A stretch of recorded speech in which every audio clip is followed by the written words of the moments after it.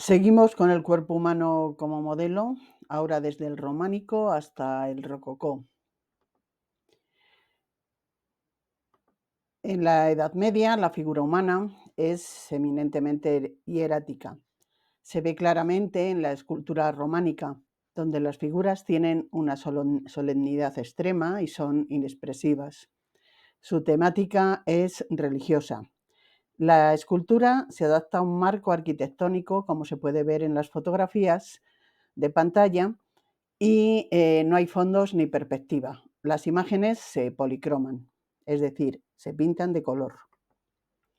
En la pintura, los temas muy repetidos son casi únicamente religiosos y se encuadran en una función didáctica imprescindible para el analfabetismo generalizado que había en la época, además de incluir contenidos alegóricos solo accesibles a una minoría iniciada, que eran la élite monacal y el alto clero. La plástica románica está dominada por el horror vacui, la necesidad de llenar los espacios vacíos, tanto en las páginas de los manuscritos como en los muros de las iglesias, de formas y colores, preferentemente formas sintetizadas y simétricas, delimitadas por trazos rígidos, que pueden ser contornos de líneas negras y colores puros y brillantes, lo que se ha interpretado como una reacción a la oscuridad tanto en los edificios como en el ambiente vital. En entornos convencionales, la figura se ve sin sombras ni profundidad, con poca o ninguna representación de paisaje y sin perspectiva lineal, pero sí perspectiva jerárquica. Las figuras son hieráticas, como ya hemos mencionado, y simplificadas. Por ejemplo, los pliegues paralelos, los rasgos faciales idénticos, están yuxtapuestas y frontales, multiplicadas en ritmos repetitivos, como también hace la decoración abstracta en bandas cenefas o grecas. Un conjunto de rasgos que produce un efecto de intemporalidad y ubicuidad, interpretado a la vez como dramático o ingenuo o primitivista. Esto fascinaba a las vanguardias del siglo XX. Estamos ya en el arte gótico, seguimos en la Edad Media, y el arte gótico se extiende desde finales del siglo XII hasta comienzos del siglo XV por la Europa occidental cristiana. La escultura comienza siendo tan independiente del marco arquitectónico como en el periodo románico, con paulatinos cambios.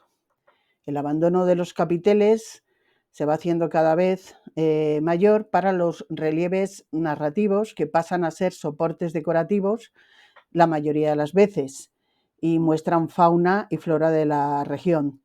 Las arquivoltas de los pórticos pasan de ser decoradas en sentido radial para serlo en el sentido de los arcos, ahora apuntados. El altar mayor dispondrá de retablos cada vez más complejos, que pueden ser pictóricos o escultóricos, habitualmente de madera policromada. Sin olvidar que la policromía acompañaba muchas veces también a la escultura en piedra. Las esculturas de bulto redondo empiezan a independizarse de las paredes y se hacen cada vez más autónomas. Las adosadas a las columnas y parteluces se hacen más esbeltas y dinámicas. En la pintura gótica hay naturalismo cada vez mayor frente a las simplificadas e idealizadas representaciones del románico. No toma como ideal de belleza el arte griego ni el romano antiguo, porque el artista gótico busca su inspiración en la vida. Hay mucho sentimiento en las obras góticas. Paralelamente, la cultura burguesa demanda una nueva elegancia dentro del arte y para eso está también el gótico. Hay más detalles narrativos, más frescura, color, luminosidad. Aquí tenemos el Jardín de las Delicias del pintor El Bosco. En el tríptico abierto se incluyen 3 escenas. La tabla de la izquierda está dedicada al paraíso, con la creación de Eva y la fuente de la vida, mientras que la derecha muestra el infierno. La tabla central da nombre al conjunto, al representarse en un jardín las delicias o placeres de la vida. Entre el paraíso e infierno están las delicias, no son sino alusiones al pecado que muestran a la humanidad entregada a los diversos placeres mundanos. Son evidentes las representaciones de la lujuria, de fuerte carga erótica, junto a otras de significado más enigmático. A través de la fugaz belleza de las flores o de la dulzura de las frutas se transmite un mensaje de fragilidad, del carácter efímero de la felicidad y del goce del placer. Así pueden corroborarlo ciertos grupos, como la pareja que está encerrada en un globo de cristal en el lado izquierdo, en probable alusión al refrán flamenco: la felicidad es como el vidrio, se rompe pronto.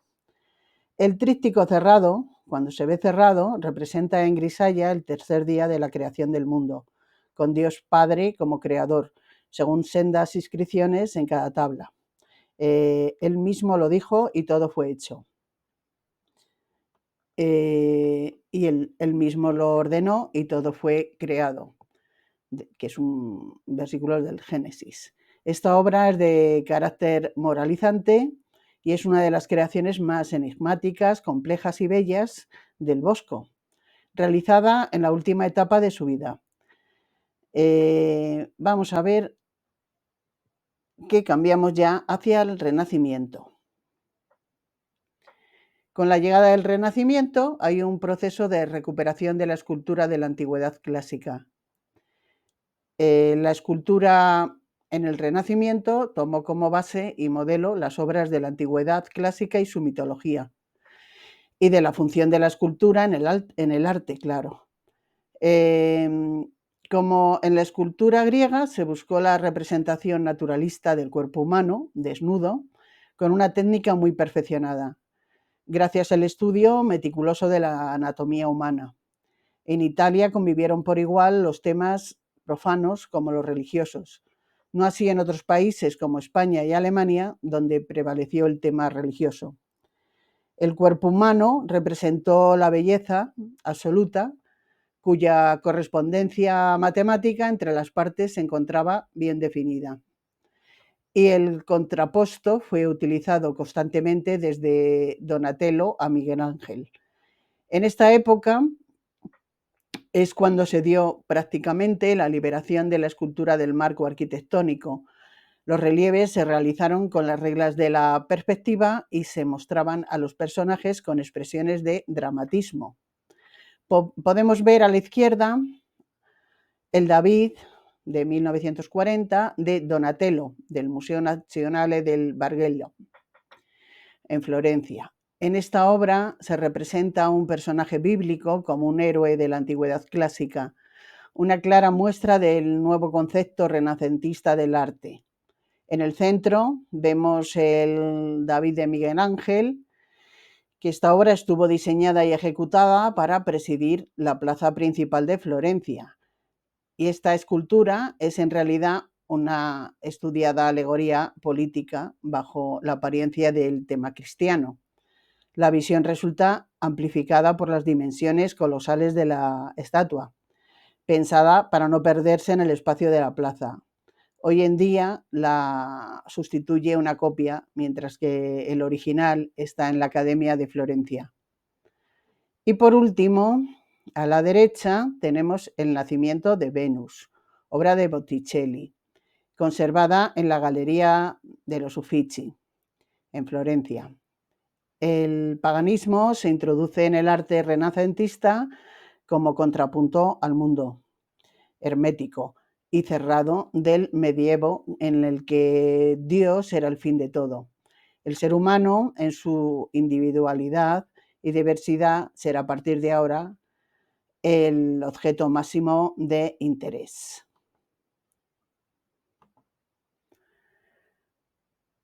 Aquí estamos con obras de Leonardo da Vinci.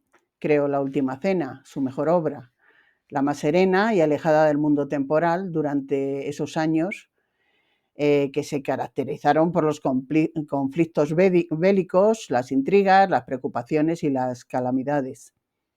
La dio por terminada, aunque él, eterno insatisfecho, siempre decía que tendría que seguir trabajando en ella. Fue expuesta a la vista de todos y contemplada por muchos. La fama del gran caballo que había hecho anteriormente, pues se asentó sobre esta obra, ¿no? O sea, ya fue pues, alguien muy reconocido. Desde este momento se le consideró sin discusión uno de los primeros maestros de Italia, sino el primero. Los artistas acudían desde muy lejos al refectorio del convento de Santa María de la Grazie, miraban la pintura con detenimiento, la copiaban, discutían.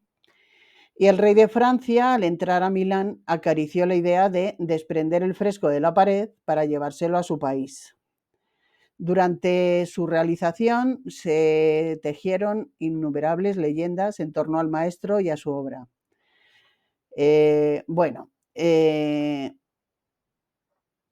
Los relatos de Bandello y Giraldi, dedicados por lo demás a temas radicalmente distintos, recogen también la génesis de la Última Cena. A la izquierda podemos ver el hombre de Vitruvio, dibujo de Leonardo da Vinci, expresión del canon estético renacentista. Ya a finales del Renacimiento tenemos la obra del Greco, que fue un pintor cretense del final del Renacimiento que desarrolló un estilo muy personal en sus obras de madurez. Su obra se compone de grandes lienzos para retablos de iglesias, numerosos cuadros de devoción para instituciones religiosas, en los que a menudo participó su taller, y un grupo de retratos considerados de máximo nivel. Pasamos al primer barroco y podemos ver el autorretrato tocando la Spinetta. Se encuentra en la Academia di Luca y es de Lavinia Fontana, que fue una pintora italiana del primer barroco o manierismo tardío. Fue una de las artistas femeninas más reconocidas en el Renacimiento junto a Sofonisba Anguissola. Obtuvo su fama gracias a sus excelentes retratos. En sus retratos los modelos posan de forma natural y destaca su gran capacidad para pintar la ropa y las joyas. Como estilo artístico, el barroco surgió a principios del siglo XVII, según otros autores a finales del XVI en Italia, periodo también conocido en este país como Seicento, desde donde se extendió hacia la mayor parte de Europa. En el barroco se amplifican los valores renacentistas hasta el extremo. Hay una gran escenografía en las obras y los temas son religiosos, mitológicos, hay retratos y también funerarios, por ejemplo, retratos de papas. Se da todo tipo de artes, arquitectura, pintura, escultura y se integran en los mismos espacios.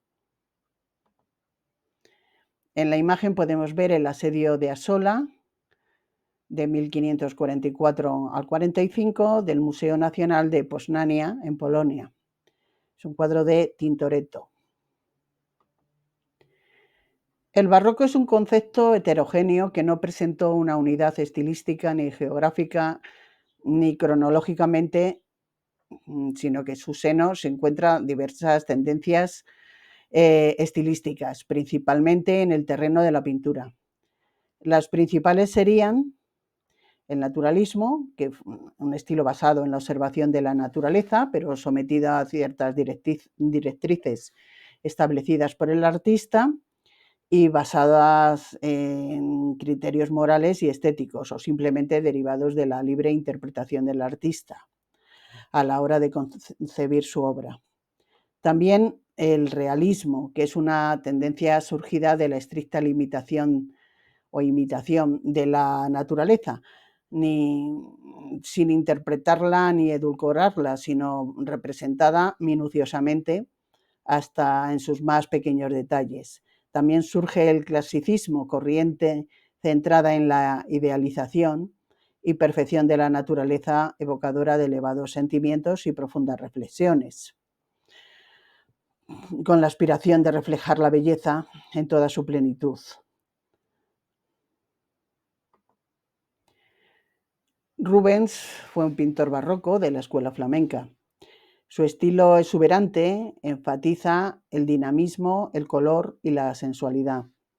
En las tres gracias que tenemos a la derecha, como en otros cuadros de tema mitológico, Rubens lo plantea de modo muy distinto al de los artistas que le precedieron. En efecto, esta obra, del llamado príncipe de los pintores flamencos, es la antítesis de la obra anterior de Rafael Sanzio, Las Gracias, caracterizada por un sentimiento general de castidad. Este cuadro, el que veis en pantalla, representa las hijas de Zeus y de la Nereida Eurínome, que como servidoras de Venus pueden citarse como tipo de belleza ideal, aunque pueden corresponder a la belleza más sensual.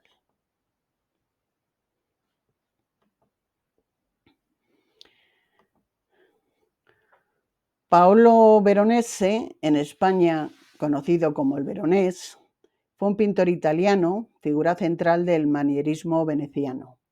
Sus obras más famosas son elaborados ciclos narrativos, ejecutados con un estilo dramático y colorista, lleno de majestuosos escenarios arquitectónicos y brillante pompa.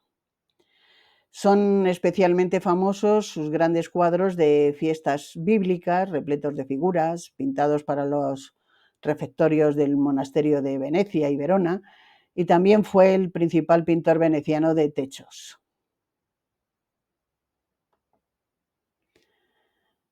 A la izquierda, la lección de anatomía del doctor Nicolas Stulp.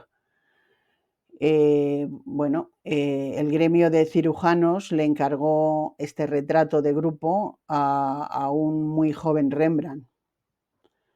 Y a la derecha tenemos La vieja friendo huevos, que es una obra maestra de la etapa sevillana de Velázquez. Giovanni Battista Tiepolo es el último gran pintor barroco. Tiepolo fue famoso en toda Europa como fresquista, sin rival y espléndido dibujante. En las imágenes podemos ver algunas de las obras más famosas. Por último, el rococó, que es un movimiento artístico nacido en Francia, que se desarrolla en forma progresiva entre los años 1730 y 1760 aproximadamente. Se caracteriza por el gusto por los colores luminosos, suaves y claros. Predominan las formas inspiradas en la naturaleza, la mitología, la representación de los cuerpos desnudos, el arte oriental y especialmente los temas galantes y amorosos. Es un arte básicamente mundano, sin influencias religiosas, que trata temas de la vida diaria y las relaciones humanas. Un estilo que busca reflejar lo que es agradable, refinado, exótico y sensual.